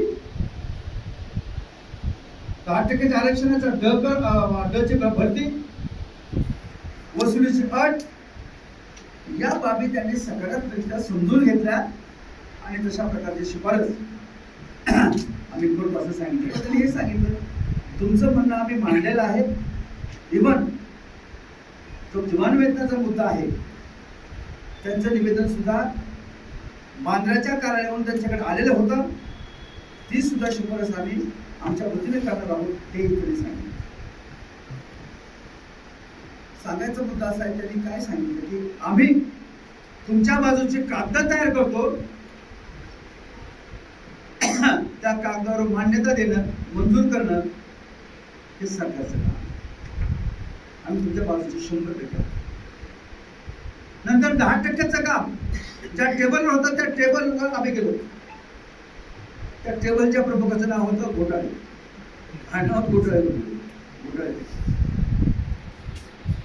घोटाळे पण आम्हाला 2 मिनिटात का फोटो. मॅडम म्हटलं 2 वर्षापूर्वी मुख्यमंत्र्यांनी घोषणा केली त्यावेळेस स्वातंत्र्याला 75 वर्ष पूर्ण झाले म्हणून म्हणले की 75,000 जागा भरायच्या. आता 2 वर्ष वाढले, आता 77 जागा भरायच्या असं ते घोषणा केली. 2019 पासून भरतीच केली नाही. 2019 पासून ते 26 पर्यंत ज्यांची नावं त्या ज्येष्ठता यादीमध्ये आलेले आहेत त्या जवळपास 70 ते 80% एज बार होऊन घरी चालले ना. बाई त्याच्यात दोघंही जरी आता मध्ये बोलल्या ना तसं मी काय फेवर निगेटिव्ह त्याच्यावर लक्ष असणार. त्यामुळे व्यवहार करताना आमच्या परस्पर आम्हाला सांगता नाही. एखाद्याचं काम केलं तर पुन्हा त्याच्या अंमलबजावणी करत नाही, शब्द दिला पाळत नाही. तर त्याचा आमचा काहीच संबंध नाही शब्द द्यायचा ना अंमलबजावणी करायचं. मग त्यांनी आम्हाला एक पत्र दिलं. कोण म्हणतं मला 2023 नंतर बघ झालं हे घ्या बा दिले काय म्हणलं मॅडम हे तर पत्र आमच्याकडे आहेच. 2023 नंतर 24 मध्ये किंवा 25 मध्ये जी भरती झाली काही जिल्ह्यामध्ये 3-4 जिल्ह्यामध्ये ती सुद्धा कशी झाली आम्हाला माहित नाही. पण 2019च्या रिक्त जागावर झालेली आहे आपल्या जिल्ह्यात झाली. भरती करण्यासाठी जी ज्येष्ठता यादी वापरण्यात आली ती यादी 2019 ची ज्येष्ठता यादी आहे. जालन्यामध्ये झाली, पैसे देऊन झाली. आणखी विदर्भातल्या एका जिल्ह्यामध्ये झाली. सांगायचा मुद्दा असा आहे की 2019च्या नंतर या 10% आरक्षणाप्रमाणे ग्रामपंचायत कर्मचारी 5 असून सुद्धा त्याची वयोमर्यादा संपून चालली तरी सुद्धा या 10% मध्ये गट क्रमांक ड या चतुर्थ श्रेणीची भरती होणार नसेल तर हा जी आर काही कामाचा नाही. आम्ही त्या बाईला सांगितलं तर त्या बाईला बोलून उपयोग नव्हता. पण तो संघर्ष आपल्याला भावी काळामध्ये करावाच लागणार. आणि मग मित्र मी नम्रपणे सांगतो तुम्ही माझ्यावर विश्वास ठेवा अगर ठेवू नका. सगळेच माणसं माझ्या सहित 100% बरोबर असतात असं नाही. पण शेवटी ज्या ते आपण संघटनेमध्ये आहोत त्या ते आपल्याला संघटनेबरोबर चालवच लागणार. मगाशी म्हटल्याप्रमाणे ग्रामपंचायत कर्मचाऱ्याच्या ज्या मागण्या आपण संघर्ष करून मिळवून घेतलेल्या आहेत त्याची अंमलबजावणी हे प्रशासन करत नसेल, त्याची अंमलबजावणी स्वतः शासनच करत नसेल तर त्या शासनाच्या विरोधात संघर्ष केल्याशिवाय दुसरा आपल्यासमोर मार्ग नाही. पण आम्ही संघर्ष करण्यासाठीच आवाहन करतो.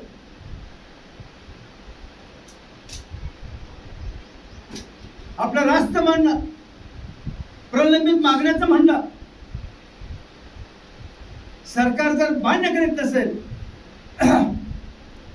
तर तो संजय गावकरचा बिंडो कामदार जसा आपल्या प्रशांत तांबे नावाच्या एका शिवाजी बोल होता पुस्तक विक्रेला बोलला ना तुझ्या घरात घुसून मारेल, तुझी जीभ कापून टाकेल, तुझ्या माईचा अमुक तुझ्या बायको बरोबर असं करतो, तुझ्या माईच्या अमुक त्याच्या तलवार खुपसतो आमदार बुलढाण्याचा असं तर म्हणू शकत नाही ना आपण मुख्यमंत्र्याला की आमच्या मागण्या जर मंजूर केल्या नाही तर तुझ्या म्हणू शकतो आपण.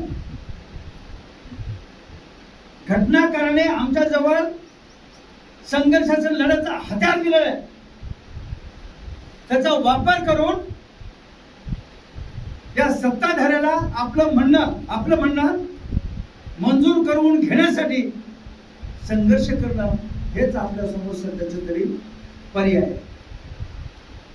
आणि तो पर्याय आम्ही तुम्हाला सांगतो. पण चाटे साहेब बऱ्याच लोकांकडे ह्या पर्याय काय उपयोग नाही. संघटना आमच्यासाठी काहीच करत नाही. काय केलं आमच्यासाठी संघटनेने? अरे तुमच्यासाठी 84 वर्षाचे प्राध्यापक तानाजी ठोंबरे पाय सुजलेले असताना सुद्धा मुंबईला जाऊन मंत्र्याबरोबर भांडतात, तुमच्या बरोबर मोर्चामध्ये चालतात. त्यांना 1.25 लाख रुपये पेन्शन आहे. तुम्ही काय त्याला 10-5 रुपये देता तुम्ही पाठवून? त्यातली त्यात याचा इतिहास बरा आहे निधी देण्याच्या बाबतीत. पण अवस्था काय एकूण? तरी लोक काय म्हणतात, काही संघटना आमच्यासाठी काय केलं? हे कपाल खरंते लोक आहेत ना, हे फार घातक असतात. मला 100% मान्य आहे.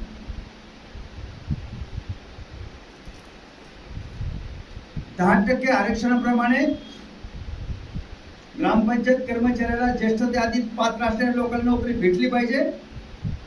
त्याच्यासाठी संघर्ष केला पाहिजे. त्याच्यासाठी सरकारच्या छातावर बसत मला मान्य आहे. आपण 250 रुपयापासून सुरुवात केली, आता 11,000 12,000 पर्यंत गेलो. आपसूक गेलो, संघर्ष केला म्हणून गेलेत ना. अरे हे सुद्धा मिळत नव्हतं. मी त्याच्यापूर्वी सांगितलंय, ग्रामपंचायत कर्मचाऱ्यांचा आमचा काही संबंध नाही. ही भूमिका होती राज्यकर्त्याची. पण जानेवारी 2000 मध्ये एक विशाल मोर्चा काढल्यानंतर आराड पाटील मोर्चा समोर येऊन सांगितलं ना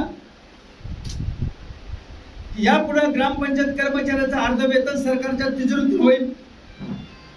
दिलं किती? 250 रुपये. 250 का होईना, पण सरकार देत नव्हतं, द्यायला सुरुवात केली. माझं वाक्य रिपीट होईल, त्याच्यापूर्वी सांगितलेलं आहे.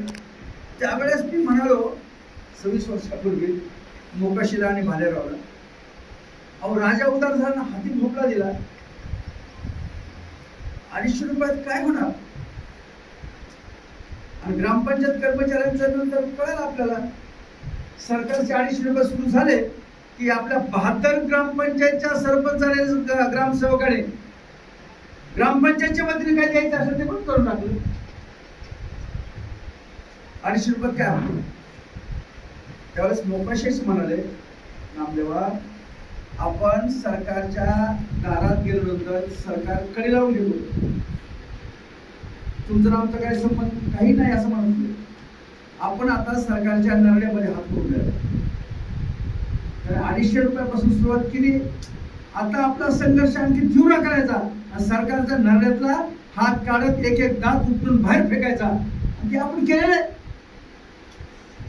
आहे. संघर्ष, चळवळ, आंदोलन आपल्याशिवाय दुसरा कोणत्याही संघटनेने केलेलं नाही. काही संघटनेचे लोक मंत्रालयात जातात, सचिवालयामध्ये जातात, फोटो काढतात, व्हायरल करतात, ना आम्ही दिवे लावले असं म्हणतात. सरकार त्या फोटोला भेटत. सरकार आंदोलन आणि चळवळी भेटत, ते लक्षात घ्या. आंदोलन आणि चळवळी जर केल्या तरच आपल्याला भावी काळ सुखाचा जाणार आहे. भावी काळामध्ये सुख मिळवण्यासाठी आपल्याला त्रास होईल का? निश्चित होईल. पण लोकांना त्रास सहन करण्याची, त्रास करून घ्यायची किती इच्छा आहे ते मला माहिती. पण भावी काळातला संघर्ष आपल्याला जर तीव्र करायचा असेल तर आपल्याला आपल्या ह्या परीघडीचे कपडे आहेत ना, त्याला जरा घड्या पडल्या द्या, पडू द्या, चुरगळू द्या. तर अंग झटकण्याची आणखी आपल्याला आवश्यकता आहे, हे मी तुम्हाला नम्र म्हणतो. कारण आपल्या समोर दुसरा कोणताही अन्य पर्याय नाही. आपण काय त्या देवेंद्र फडणवीसच्या डोक्यात दगड मारू शकतो का? नाही मारू शकत. नाही मारायला पाहिजे. हाताला नाही आपल्या संघर्षाचं. आणि समजा मग दगडासारखं आपण केलं, दगड मारण्याचा कार्यक्रम केला, सरकारनं आपल्याशी बोले, जे काय माणसं दगडामध्ये जे सामील आहेत त्यांना हे सरकार बाहेर येऊ दे. आणि मग त्यांनी जर समजा अशा प्रकारचा कार्यक्रम केला तर महाराष्ट्रातल्या 75,000 कर्मचाऱ्यांचा प्रश्न लटकल्याशिवाय राहणार. म्हणून आपण लोकशाही, याचा अर्थ आम्ही शंड आहोत असं नाही, याचा अर्थ आम्ही भित्रट आहोत असं नाही. ग्रामपंचायत कर्मचाऱ्यांच्या आंदोलनामध्ये आम्ही सरकारच्या पोलिसांबरोबर 2 हात केलेले आहेत. सरकारच्या बरोबर संघर्ष करीत असताना आम्ही जेल भोगलेला आहे. कर्मचाऱ्यांच्या नेत्याने सरकारच्या लाठीमार, पोलिसांनी लाठीमार सहन केलेला आहे. आम्ही डरपोक नाही आहोत, हे लक्षात घेतलं पाहिजे. आणि म्हणून तो पर्याय आपल्याकडे आणखी जो आहे तो कसा विकसित करायचा, तो कसा फुलवायचा आणि संघर्षाच्या भावी काळात आपल्याला कुठल्या कुठल्या प्रकारचा अवलंब करायचा याचा विचार या औरंगाबादच्या परिषदेत बैठकीमध्ये केलेला आहे. कॉम्रेड, हे जे पुस्तक आहे म्हणजे माझ्याकडे एवढंच शिल्लक आहे, हे 2 पुस्तक आहे. तुम्हाला एखादं दुसरी कॉपी आणायला पाहिजे होती, नाही पुस्तक. कायद्यानं कामगारांचे गळे कसे घोटले जात आहेत हे सांगणारे पुस्तक आहे. 2 पुस्तक. पुढच्या वेळेस तुम्ही चाटेला आणि कांबळ्याला मागून घ्या पुस्तकं आणि सामूहिक वाचन करा. आपण काय फक्त आपल्या पुरताच विचार करतो, पण हे संकट केवळ ग्रामपंचायत कर्मचाऱ्यांच्या पुरतं नाही मित्र. शेतमजूरचा रोजगार हमीचा कायदा त्यांनी मोडून काढलेला आहे आणि व्ही जीरामजी असं नवीन कायदा आणलेला. खेड्यामध्ये मजुरी मागणाऱ्या लोकांचा थोडासा घास हिसकावून करत नाही सरकार. ते एकूण जे कष्टाने जगण्याचा प्रयत्न करते जी माणसं करतात त्या माणसाला आणखी अडचणी कशा निर्माण होईल अशा प्रकारचे कायदे त्या मंत्रालयामध्ये बसून तयार होत आहेत, त्याचा आपण दुर्दैव करतो. आणि म्हणून या पार्श्वभूमीवर यांनी ते टिपण वाचलं, तर टिपणाच्या आधारे जे निर्णय झालेले आहेत ते निर्णय मी तुम्हाला सांगतो.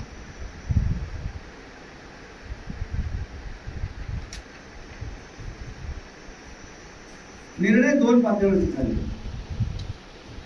प्रत्येक तालुक्याच्या जिल्ह्याच्या बैठका घ्याव्या. रायगड जिल्ह्याने शिबिर घ्यावं. जून 2026 मध्ये प्रत्येक जिल्ह्याने किमान 50 कर्मचाऱ्यांचे एक शिबिर घेऊ आपण शिबिर.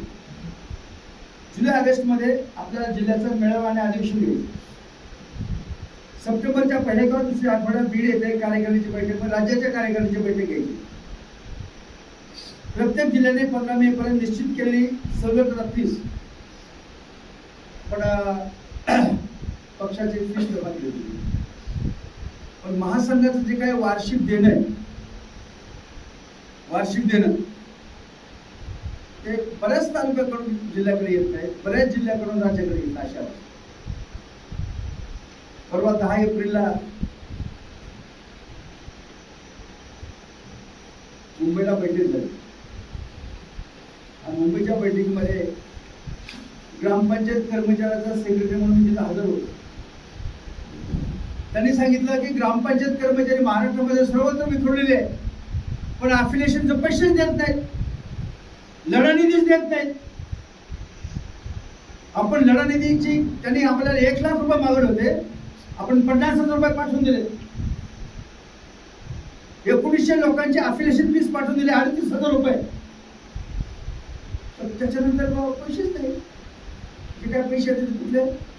दरवर्षी आपण जे काही 50 रुपयाने 60 रुपयाने आता यावर्षी 100 रुपये केले, त्यांनी जी पक्षाची सभासद नोंदणी केली आपल्या वाटतं संपलं आपलं. तर अफिलिएशन फीस असल्याशिवाय आता हे शेवटचं वर्ष आहे. यावेळेस राज्याचं आयटकचं अधिवेशन होईल, ऑल इंडियाचं आयटकचं अधिवेशन होईल. त्या अधिवेशनामध्ये अफिलिएशन असल्याशिवाय आपल्याला प्रतिनिधित्व मिळणार नाही. आणि आपण all India trade union Congress संघटनेचा आपण एक भाग आहोत ना, घटक आहोत ना. घटक असायचा असेल तर त्यांना ठरवलेला निधी द्यायला पाहिजे का नाही द्यायला पाहिजे, तर तो सुद्धा आपण ताबडतोब त्याची काय अंमलबजावणी करण्याची आवश्यकता आहे. ऑक्टोबरच्या पहिल्या किंवा दुसऱ्या आठवड्यामध्ये आपण महाराष्ट्रामध्ये वेगवेगळ्या जिल्ह्याच्या मार्फत जिल्हा अधिवेशन झाल्यानंतर राज्याच्या अधिवेशन भरवण्याचा प्रयत्न करत आहोत. ते विडलं व्हावं अशा प्रकारची त्यांची इच्छा आहे. त्याप्रमाणे त्यांनी बरेच आपल्याला 7-8 लाखाचा खर्च येणार. कारण त्यांनी सांगितलेलं आहे की आम्ही इतके रुपये देऊ तितके रुपये देऊ, तसं आहे प्रत्येक जिल्ह्याने किमान 15,000 रुपये द्यावे तसं सांगितलं. पण नाशिकने 31,000 रुपये देतो म्हणजे, रायगडने देतो म्हणजे, सोलापूर देतो म्हणजे 20,000, गोंदिया 15,000 असं म्हणले. पण आकडे दिसतं सांगायचंच आहे आणि बोलायचंच आणि त्यानं लवकर काय आपण जे आहे ते निर्णय करायला फार पक्के आहोत. असं झालं पाहिजे हे करणं अतिशय बरोबर आहे. करतच नाही, ऐकायला बरं वाटतं पण अंमलबजावणी होती की नाही याचा तपास केला वाटतं कशासाठी बोलतात तुम्ही, ती सुद्धा आपण लक्षात घेतलं पाहिजे. त्यानंतर दुसरा महत्वाची गोष्ट आहे की महासंघाने काय केलं आणि काय केलं नाही याची पुस्तिका काढणं आवश्यक. बऱ्याच नवीन लोकांचा समज असा आहे की महासंघाने काहीच केलं नाही, या प्रसंगी काहीच केलं. 1984-85च्या कालखंडामध्ये 80च्या दशकामध्ये आपली संघटना सुरू झाली. साधारणतः 24 वर्ष आणि हे 26 वर्षाचा कालावधी घेतला तर 46 वर्षापूर्वी आपण कामाला सुरुवात केली. त्या 46 वर्षामध्ये कुणी कुणी कोणकोणत्या जिल्ह्यामध्ये कुठले कुठले संघर्ष केले त्याचा इतिहास आणि सरकारकडून काय मिळवलं त्याची माहिती एका पुस्तिकेमध्ये सांगा, लोकांना वाचायला. आता अलीकडच्या काळामध्ये काय दलाल लोक जे आहेत, दलाल लोक जे मंत्रालयामध्ये फोटो काढतात आणि आम्ही दिवे लावले म्हणतात ना, त्याच्यावरच लोकांचा विश्वास आहे. एक आठवण झाले मी सांगतो, गेल्या 15-20 दिवसापूर्वी जयकुमार गोरेच्या कार्यालयामध्ये, ग्रामीण विकास मंत्र्याच्या कार्यालयामध्ये सुरेश धसने एक बैठक घेतली. आम्ही माहिती काढली. बैठकीचा विषय काय होता? 10% नव्हतं, किमान वेतन नव्हतं, उत्पन्नाने वसुली नव्हती. बैठकीत मला 7-8 मिनिटाचे झाली. त्यांचं म्हणणं असं होतं 10%च्या मधून जे लोक नोकरीला गेलेले आहेत जिल्हा परिषदेमध्ये, तर त्यांच्या सेवेसाठी त्यांनी ग्रामपंचायतीमध्ये जी सेवा केलेली आहे ती जोडा, आणि ती जोडली की त्यांना एरियर्स मिळेल वेतन निश्चित दिल्यानंतर. ते जोडली की कदाचित त्यांना 2005च्या पूर्वी जर असतील तर त्यांना पेन्शन मिळेल. जो उद्योग दाभाडकरांनी ठाण्यामध्ये केला होता, लोकांकडून 50,000 रुपये घेऊन ती सेवा जोडणी करतो, तुमचं एरियर्स काढून देतो, तोच प्रयोग पुन्हा सुरेश धसने तिथे केला. आता त्याच्या पाठीमध्ये पैशाचा व्यवहार झाला का नाही झाला ते काही सांगता येणार नाही. पण दाभोळकरांचा जो व्यवहार झालेला आहे तिथे लेखी पुरावे आपल्याला. मला हे सांगा, जे सेवेत गेले ते आपल्यामुळे गेले, आपल्या संघटनेमुळे गेले, त्यांचं काम होऊ नये असं वाटतं का? म्हणजे दारात ताटकाळात उभं आहे, त्यांचं होणार की नाही याच्यासाठी काय करणार तुम्ही? 10% मध्ये जे पात्र आहेत त्यांचे वय संपून गेले, काय करणार तुम्ही त्याचं? काही चर्चा नाही. आणि म्हणून महासंघाने असं ठरवलेलं आहे, ज्येष्ठता यादीमध्ये नोकरीस लागणारे जे पात्र लोक आहेत त्या सर्वांचं एक आंदोलन मुंबईमध्ये ठेवायचं, बेमुदत आंदोलन करायचं. एक तर आम्हाला घ्या, तर शासन निर्णय रद्द करा. नाटक काय झालं? आणि असं केल्याशिवाय आपल्याला आक्रमक अशा प्रकारची भूमिका घेतल्याशिवाय आपल्याला आपल्या मागण्यात असणाऱ्यामध्ये काय आपल्याला चांगलं यश मिळेल असं वाटत नाही. यांनी अनुषंगाने त्या संजय गायकवाड सारखं सांगतो तुम्हाला, ज्या पोराला त्यांनी शिवीगाळ केली ना त्या बरोबर झोपडपट्टीमध्ये राहतो, झोपडपट्टीमध्ये राहतो. त्याची आई आणि वडील ते आहेत, वडील नाही त्याला कचरा देतात, कचरा म्हणजे ते काच भंगार वेचते, ते भंगार वेचून ते बहुत गोळा करतात आणि विकतात, त्याच्यावर चिंता चालू आणि पोरग आपलं पुस्तक विक्री करतो. त्याला शिवीगाळ केली, घाण घाण घरात घुसून मारतो मला, तर मग त्याला एकटं टाकायचं का? मग महाराष्ट्राच्या लाल बावट्याच्या संघटनेने निर्णय केलेला आहे, हे संजय गायकवाड तू बुलढाण्याचा आहेस ना, बुलढाण्यामध्ये तुझ्या घरात येऊन का नाही त्या पोराला सांगतो, त्या पोराला बरोबर घ्यायचा, तू बाहेर ये आणि त्याची जीभ कापून दाखव. तुझ्या घरावर चालून जाणार आहे 28 तारखेला घरावर. अरे कचरा वेचणार आहे एका गरीब झोपडपट्टीत राहणाऱ्या माणसाला तुम्ही अशा, तुझी हिंमत असेल तर त्या नगरच्या छिन्नांनी शिवाजी महाराजांचा अपमान केला होता ना, राज्यपाल भगतसिंग कोश्यारींनी शिवाजी महाराजांचा अपमान केला होता, प्रशांत कोरटकरने शिवाजी महाराजांचा अपमान केला होता ना, त्यावेळेस काय तुझी जीभ छडली होती? काय बोला नाही त्यावेळेस. आणि म्हणून आता एक पुस्तक आलेलं आहे, गगरबाज शिवाजी, बाळा ठाकरेच्या बापाने जे पुस्तक लिहिलं ना त्याच्या बाबतीत का बोलत नाही बरं? सांगायचं मतलब तुम्हाला एवढंच होतं की आपण तसा एक निर्णय केला की त्याच्या घरात जाऊन आम्ही घरावर मोर्चे काढून सांगणार होतो आम्ही, प्रशांत तांबीला तू अशा प्रकारचा दमबाजी केलीस ना, जीभ कापायची, तुला तिकडे कोल्हापूरला यायचा कष्ट वाचण्यापेक्षा आम्ही तांबीला तुझ्या दारात येऊन घेतो, तू आण तलवार आणि काप तुझी जीभ.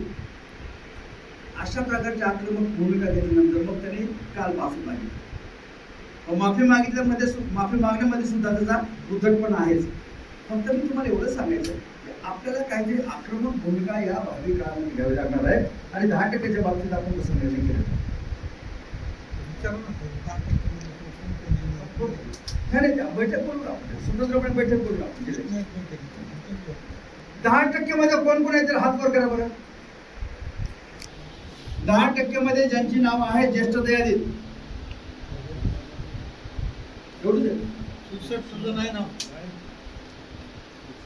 तर त्यांची बैठक आपण जिल्हा पातळीवर घेणार आहोत. राज्य पातळीवर संघर्षाचा निर्णय होणार आहे. त्यावेळेस तुम्हाला तुमचा खर्च स्वतंत्रपणे करायचा आहे आणि मुंबईला आंदोलनात जायचं. ही तारीख आम्ही तुम्हाला नंतर करू. त्यानंतर जो निर्णय झालेला आहे 11 मे रोजी आपण प्रत्येक जिल्ह्याच्या ठिकाणी एक आंदोलन करायचे. त्या 11 मेच्या आंदोलनाची ही नोटीस, 11 मेच्या आंदोलनाची ही नोटीस ऐका, नीट लक्ष द्या. 11 मे आज जेवढे लोक आहेत का आल्याबद्दल मी तुम्हाला अभिनंदन करतो. आज खूप मला आनंद झाला. पण 11 तारखेला आपल्याला बीडला एवढे लोक निघायचे बघा. माझी विनंती तुम्हाला, एवढ्या मनानं तिथं हजर राहायचं आपल्याला जिल्हा परिषद. आपल्याला जर मागण्या पदरात पाडून घ्यायच्या असल्या तर. आणि नंतर नागपूर. हा, तर मग 11 मेला तुम्ही समोर बसा, इकडे तोंड करा तुम्ही. 11 मेला आपण बीडला यायचं मोठ्या संख्येने. कलेक्टरला निवेदन द्यायचं की 8 जून पर्यंत यावलकर समिती, वाढीव किमान वेतन, उत्पन्नाची अट रद्द करणे, लोकसंख्येचा आकृतीबंध रद्द करणे, मासिक वेतन थेट बँकेमार्फत होणे, भविष्य निर्वाह निधीची खाती अद्ययावत करणे आणि राहणीमान भत्ता 100% देणे. या मागण्या जर 8 जून पर्यंत आमच्या पदरात पडल्या नाहीत तर 8 जूनला आम्ही नागपूरच्या मुख्यमंत्र्याच्या कार्यालयासमोर, CMO ऑफिसच्या समोर बेमुदत धरणे आंदोलन केल्याशिवाय राहणार नाही. हे नोटीस आपल्याला कलेक्टरच्या मार्फत देण्यासाठी 11 मेला बीडला यायचं.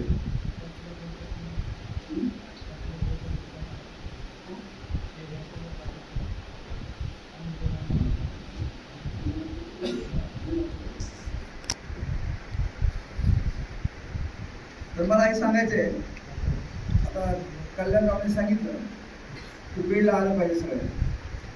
11 मेला बीडला कोण कोण येणार आहे ते जर हात वर करा पाहिजे. 11 मेला महाराष्ट्र राज्य ग्रामपंचायत कर्मचारी महासंघाचा, महाराष्ट्र राज्य ग्रामपंचायत कर्मचारी महासंघाचा. तर 11 मेला आपल्याला बीडला जायचंय आणि गरज पडली तर 8 जूनला आपल्याला नागपूरला जावं लागेल. पण 8 जूनला आपल्याला एक जिल्हा तो सायकल सारखा चालणार आहे. नागपूरच्या भागातले काही जिल्हे गोंदिया, वर्धा, भंडारा, अमरावती, नागपूर हे अगोदर करतील आणि त्यानंतर आपला जिल्हा तो आपल्या जिल्ह्याचे जाईल. त्या बाबतीत तो कार्यक्रम येईल ना, तो कार्यक्रम आपल्याला सांगणार. आणि 10% आरक्षणाच्या बाबतीत मी तुम्हाला सांगितलं. तर मित्रो, मला एवढंच आपलं सगळं सांगायचं आहे. पुन्हा रिपीट करत नाही. आपण कष्टकरी आहोत, आपण कष्टकरी आहोत, आपण कामगार आहोत. हे म्हणून घेण्यामध्ये आपल्याला लाज वाटण्याचं काहीच कारण नाही. आपल्याला कमीपणा येण्याचं काहीच कारण नाही.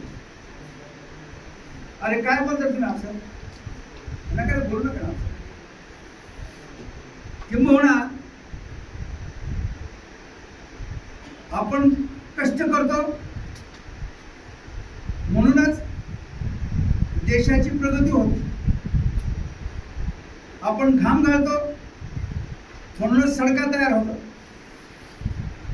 आपण घाम घालतो म्हणूनच मजल्यावर मजल्या इमारती तयार होतात.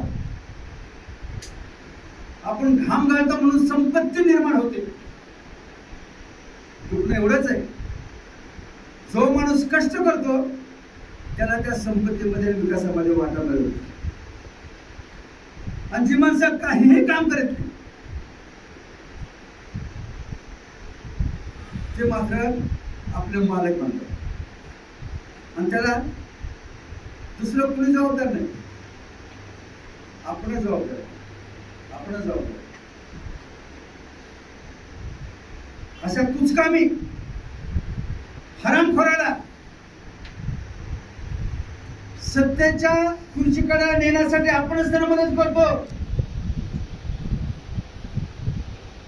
आणि म्हणून आपला हा जो काही पवित्र आहे हे बदलण्याची गरज, हे बदलण्याची गरज. आणि जोपर्यंत कामगार अशा प्रकारचा बदल स्वतःमध्ये करून घेत नाही तोपर्यंत आपली अशीच पिछाट होणार आहे, अशीच पिछाट होणार. बोलताना सारखं खूप आहे.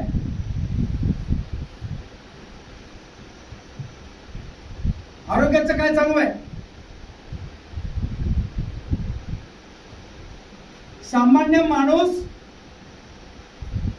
आजारी पडला तर त्याला खासगी दवाखाना परवडत नाही, मुळीच परवडत नाही.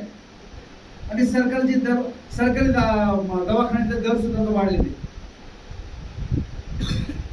सरकारच्या दवाखान्यामध्ये असणारे जे औषध आहेत ते उत्कृष्ट दर्जाचे असतात. जेव्हा की मूलभूत सुविधा संविधानानं आपल्याला बहाल केलेले आहे, शिक्षण आपल्याला नीट मिळत. जिल्हा परिषद शाळा बंद पडल्या आणि आपण आपलं इंग्रजी शाळा, बाप्पाची शाळा, टप्पाची शाळा, अमुक शाळा, इंग्रजी शाळा. आणि शाळेचं नाव काय? अमुक अमुक अमुक इंटरनॅशनल स्कूल. International school. ह्या इंटरनॅशनल स्कूल म्हणजे आंतरराष्ट्रीय शाळा. आणि शाळेतला मास्तर पिशवाडीचा. तर कोणी कुठला विचारत नाही म्हणून लागलं तुम्ही. आणि आपल्याला सुद्धा वाटतं नाही माझं पोरं कसं इंग्रजी बोलतोय. आता धड इंग्रजी बोलता येत नाही आणि मराठी बोलतोय. आणि नोकऱ्याचं तुम्ही सोडूनच द्या. तुम्हाला मी सांगतो, आपल्या गरिबांच्या कष्टकऱ्यांच्या पोराला नोकऱ्या लागतील, सोडून द्या. आता जोपर्यंत सरकारची धोरणं बदलत, 77,000 जागा भरायच्या नुसतं घोषणाच आहेत ना. पोरं परीक्षा देऊ परेशान आहेत, प्रत्यक्ष प्रक्रिया सुरू होत. मला मी एक खासगी उदाहरण सांगतो. ज्या मोक्याच्या जागा आहेत ना त्या गरिबाला मिळत नाही. माझा सख्खा जावई कलेक्टरच्या परीक्षेला 4 वेळेस पास झाला, 4 वेळेस. तोंडी परीक्षेमध्ये पात्र ठरलं, तोंडी परीक्षेला येण्यासाठी पात्र ठरलं. तर ते सिलेक्शन बोर्डामध्ये जे काही स्पर्धा परीक्षा असतात त्या अतिशय अवघड असतात. MPSC च्या अवघड, त्यापेक्षा UPSC च्या अवघड, IAS आणि IPS. पण तो परीक्षा पास झाला आणि तोंडी परीक्षा 4 वेळेस नापास झाला. 10-15 कोटी रुपये देत होतं कलेक्टरच्या. आणि त्यासाठी कोण?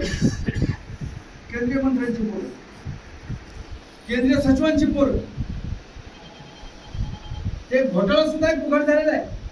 सांगायचा मुद्दा माझा असा आहे, नम्रपणे सांगतो, की इमानदारीने कष्ट करणाऱ्या माणसाला या व्यवस्थेमध्ये त्याच्या छातण्यावर बसल्याशिवाय योग्य जागा मिळेल अशी अवस्था नाही.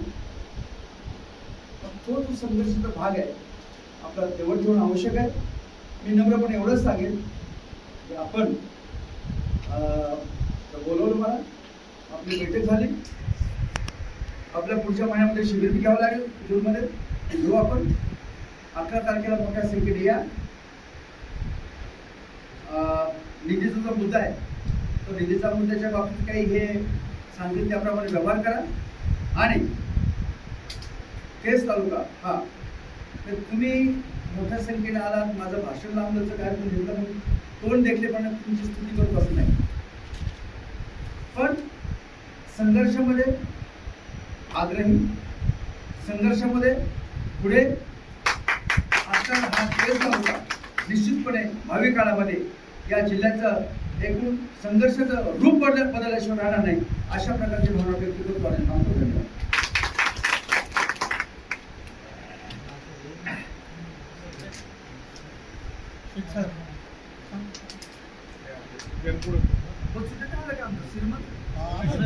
श्रीमंत कुठे आहे?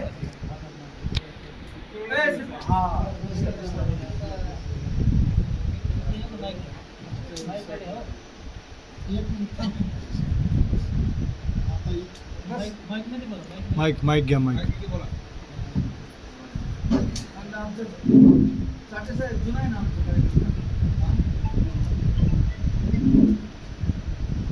ऐका, सर्व ग्रामपंचायत कर्मचारी ते तालुक्यातील कर्मचारी बंधूंना माझं, आपण ह्या कार्यक्रमाला आमच्या शब्दाला मान देऊन अध्यक्षाच्या सचिवाच्या एवढ्या संख्येने येताल अशी माझी अपेक्षा नव्हती, पण आलात त्याबद्दल मी तुमचा एवढा ऋणी आहे की त्याचं मला शब्दावरून कोणत्या हे करता येणार नाही. म्हणून आता जे लोकांनी वार्षिक वर्गणी आणली त्यांना एक माझी विनंती आहे, ज्याने आणली त्यांनी जमा करा. ज्याने आणली नाही त्यांना एक माझी विनंती, 11 तारखेपर्यंत आपली जी काय ठरलेली ती वार्षिक वर्गणी रितशीर कांबळेकर किंवा माझ्याकडे द्या आणि तुमच्या पावत्या घेऊन जा अशी अपेक्षा बाळगतो. आणि हा कार्यक्रम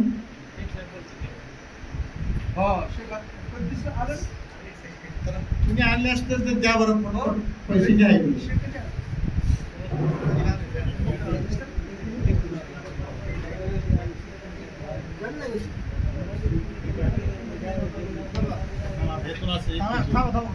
थोडं शांत बसा. आभार प्रदर्शन होऊ द्या.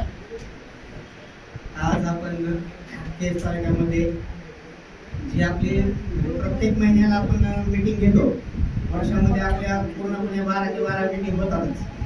एखादी समजा काय अडचण आली तर एखादी मिटिंग रद्द होते, पण 12 ते 12 मिटिंग आपण संघटनेमार्फत केस तालुक्यात आपण घेतो. आणि या मिटिंगला पूर्णपणे आपण कर्मचारी जे ग्रामपंचायत कर्मचारी आपल्या गावाचा एक नाही कर्मचारी या मिटिंगला हजर राहतो. तर या मिटिंगला जसे आज आपल्या महाराष्ट्र राज्य ग्रामपंचायत कर्मचारी संघाचे जे महाराष्ट्र राज्य लेवलचे सचिव जे आहेत दादा, ज्यांना आपण दादा म्हणतो, नामदेव चव्हाण, हे आपल्या वेळात वेळ काढून आपल्या विनंतीला मान देऊन ते आज हजर राहिले. त्यासाठी त्यांचे मी मनपूर्वक आभार मानतो केस तालुक्याच्या वतीने. ज्येष्ठ पत्रकार रामदाजी तपसे सर हे पण आपल्या मीटिंगसाठी हजर राहिले. त्यांचे पण खूप खूप आभार. आणि तुम्ही पण पूर्णपणे सहकार्य केलेलं आहे. आपल्याला हे हॉल मिळत नव्हता. अध्यक्ष आणि चाटे साहेबांच्या विनंतीला मान देऊन पंचायत समितीने आपल्याला हॉल पण आता 5-7 मिटिंग या हॉलमध्ये व्हायला लागल्या. आपल्या मीटिंगला खूप शोभा येत आहे. तर त्यांचे पण कांबळे साहेबांचे आभार, चाटे साहेबांचे आभार आणि तुमचे पण खूप खूप आभार व्यक्त करतो. तसेच आपल्या दादांनी जे आपल्याला काम सांगितलेलं आहे की 11 मेला आपल्याला बीडला जायचं आहे.